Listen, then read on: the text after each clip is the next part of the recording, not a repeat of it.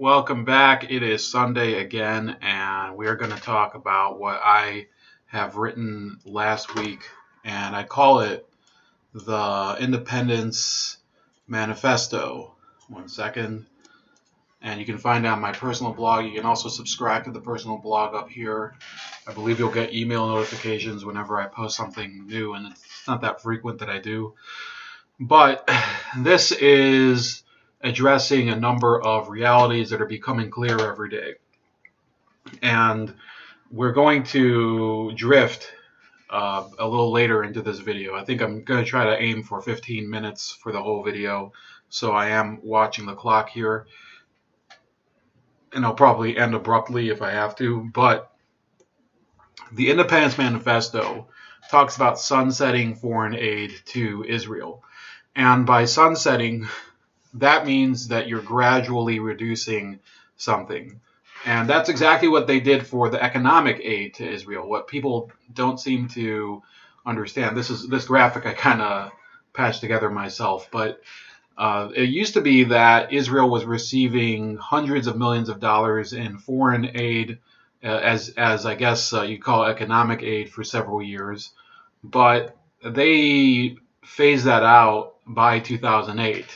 It took them 12 years, and they actually did it. And I think that even though the military aid, which is, as of right now, $3.8 billion annually, is much more than it was when they were getting economic aid, I think it could be phased out even faster.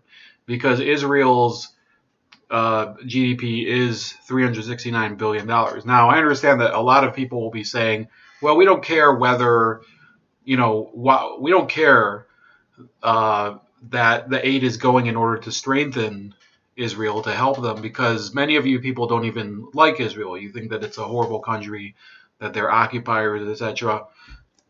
I don't really care about that either. I think that everybody has different motivations for what's going on, and we'll get to that in a second. My motivation, of course, is personal. It's not even ideological. I served in the Israeli army. I still have cousins that are serving now who are 10 to 12 years younger than me, who are serving. In fact, I have a cousin who, when I lived there, she was about 8 years old, and she's finishing right now her service in the police. So why would I support people who hate my cousins and family? Okay, I have a right to support my family and the country that they live in just as much as you do in terms of the United States. Now, my position is this, that the Israel doesn't need the military aid. Really what it is a means to give corporate welfare to American defense contractors in order for them to benefit from the U.S.-Israel relationship. And if Israel was not buying those weapons through that arrangement, they would be buying them from someone or developing them on their own. And I think that if you really look at it objectively, the people who endlessly complain that if this was to end, it would mean the end of Israel, they don't understand what the hell they're talking about. Before the Six-Day War in 1967, Israel was receiving all of its weapons by purchasing them from France. Most of the weapons were purchased from France. Some of them were just captured from the Egyptians. Some of them were Soviet weapons. That really is what I'm talking about. That people have this attachment to it. Some of them because they're evangelical Christians. Some of them because they're simply these pro-Israel people who have lost their ability to critically think.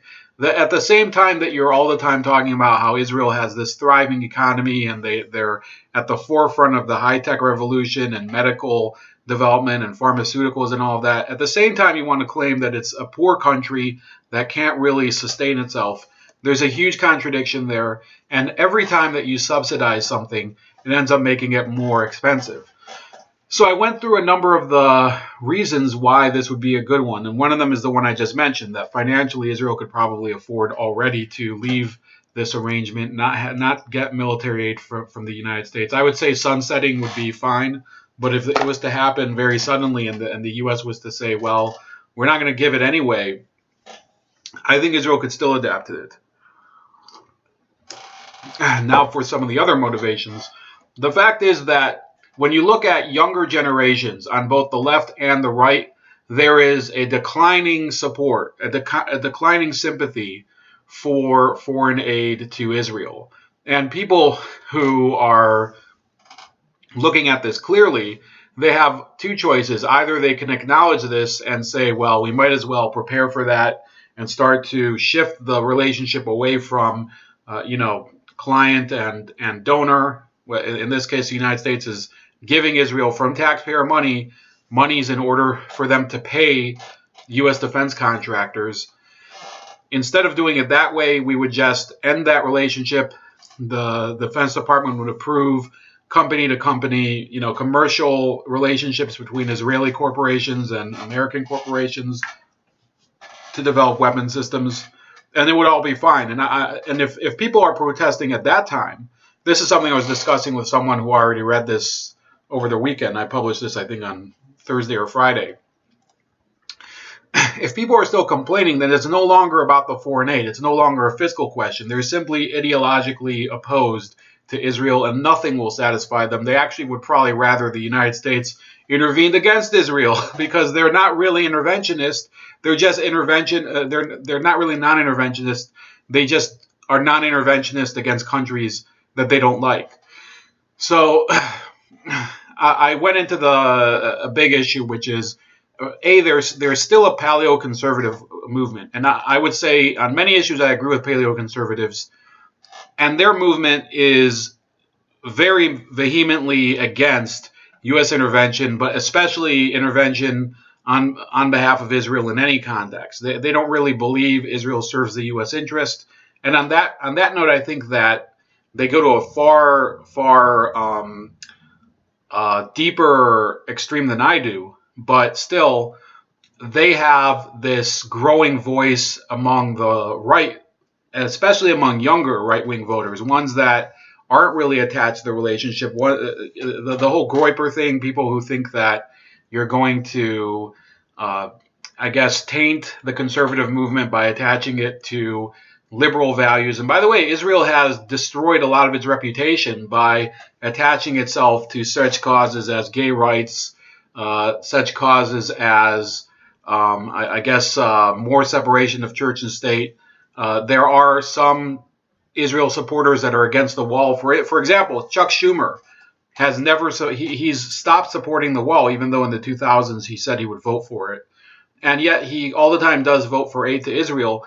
People don't ignore that. People notice that, and they look at it as if there's this group of people that they're looking out for the interests of another country over their own, and that's why they generate this narrative of dual loyalty. And you know what? If Chuck Schumer is too dumb to understand why people think that ought to show you how wise it is to have Chuck Schumer out there representing Jewish Americans. He's a horrible representative. He is really out for himself. And I think he even appeared at the J Street conference this year, which was, it's not a very pro-Israel conference, but when people want to find things flawed about you, they'll look at Chuck Schumer. They'll say, well, he's always supporting this foreign aid to Israel. And then on the other hand, he won't vote for the wall funding. Therefore, he's not dependable. That's what fuels the paleo-conservative movement, okay? Now, some people will say, well, who cares about them? They don't really have any representatives. Believe me, they soon will. They already have a couple. Justin Amash, I would say, would be kind of close to the paleo-conservative movement. Tom Massey of Kentucky. You have Rand Paul is skirting it. I would say I still support Rand Paul. Ron Paul, who's no longer in Congress, is a paleo-conservative in many respects. But we are going to see that some of these people are just going to be winning primaries and getting into Congress and affecting Republican support for this relationship. Now, we'll talk about a little bit the Democrats. So I went back to the 70s. The Democrat who was the U.S. ambassador to the UN, Daniel Patrick Moynihan, actually gave a speech in 1975, defending Zionism as not being racist. But today, his perspective on it is slowly falling away. He's part of well, he's dead, but he's part of a now dying generation of people who were pro-Israel Democrats. And that generation is being replaced. So you still have a few people who you could say are, I guess, soft supporters, or they're supported because they support Israel because they have a personal interest in it. Cory Booker, Chuck Schumer, Amy Klobuchar. Those people are not going to be, none of them are going to be nominated president this time. The people who are more likely to be nominated are ones like Pete Buttigieg and, what's her name? Elizabeth Warren, Bernie Sanders. They're all polling much higher. And that's when we get to the real issue, which is that in the Democratic Party, whereas with the Republicans, you still have a massive evangelical caucus, that they are much bigger than the paleo-conservatives right now. In the Democratic Party, the moderate pro-Israel wing is literally falling apart. So you see in the presidential polling, Joe Biden is technically still ahead. He's ahead by 7.7 points according to the aggregate right now. The national polling, though, it shows that he's less than 30%. Who are the next three candidates in the national polling? Elizabeth Warren, who said that she would leverage the military aid in exchange for concessions from Israel. Bernie Sanders and Pete Buttigieg, all of whom have said similar things. Sanders even has said that he would give some of the aid to the Palestinians. So if you look at Iowa, it's even more. It's more problematic if you're one of these pro-Israel Democrats, and they're going to be a disappearing breed. I think more and more of them are going to not vote for Democrat. They'll probably stop voting entirely. They'll be abstentionists, essentially. They're going to have zero political power, and that's really the predication is that the pro-Israel people and the lobby, AIPAC is a lobbying group. They're not technically giving money to candidates, but they do endorse candidates, and therefore donors will look for the AIPAC endorsement and support a candidate accordingly. So you have in Iowa, which is, of course, the first presidential caucus, you have Elizabeth Warren leading by 4.3 points according to the aggregate. And in every poll so far this month, she is leading.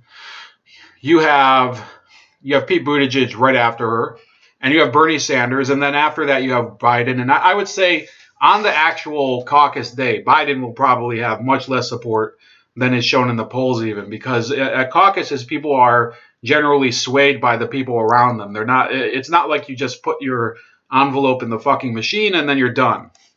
It doesn't work that way. You have to stay there for hours, and then people shift across the room, and it's going to be a rough day for Biden in Iowa. What about New Hampshire? In New Hampshire, Elizabeth Warren has a 4-point lead. Biden has 21 points. Sanders has 20 points. Buttigieg has 8.7 points. So over half of the voters in New Hampshire are willing to vote for a candidate who is not really supportive of the U.S.-Israel relationship.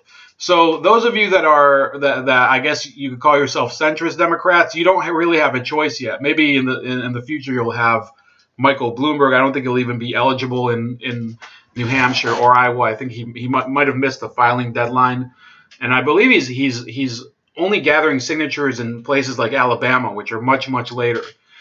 So in closing, obviously if you're a pro-Palestinian person, you're going to support ending the military aid anyway.